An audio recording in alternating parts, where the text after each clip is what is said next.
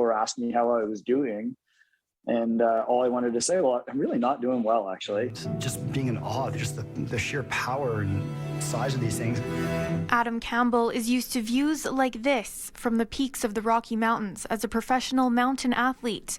But now he's sharing his story, hitting rock bottom on October 13th, the night he tried to end his life. In a public blog post, he explains the night when, after 4 days of no sleep, compounded with anxiety and depression, he hypnotically walked upstairs to his bathroom and proceeded to swallow every pill on his bathroom counter, ultimately stemming from the loss of his wife, Laura, in an avalanche accident in January of 2020. You know, the grief of losing my wife, and then also the trauma of being involved in the accident in itself, and not being able to rescue her.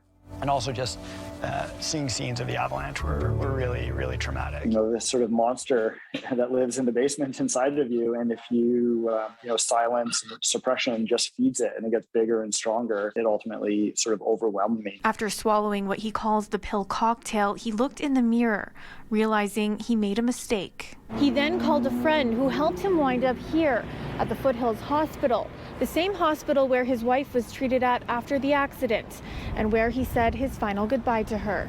He was then admitted to the Rocky View Hospital's psych ward for 6 days, there living at his lowest point, but also beginning his journey to healing. It's a real wake-up call that something needs to shift in your life. Campbell has spent the last 2.5 decades as a professional athlete.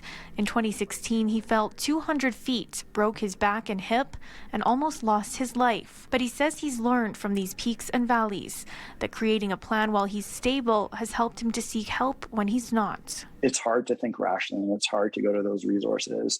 So having a solid plan ahead of time, in knowing who you're going to reach out to, when you should reach out to them, can make a world of difference. Now living a sober life, seeking counseling, exercising, and planning to move from the home he and his wife shared, Campbell is on a better path and hopes his vulnerability will help others. I've had some of the most profound and deepest interactions with people, friends and family, that I ever have, like just these genuine, honest, raw conversations.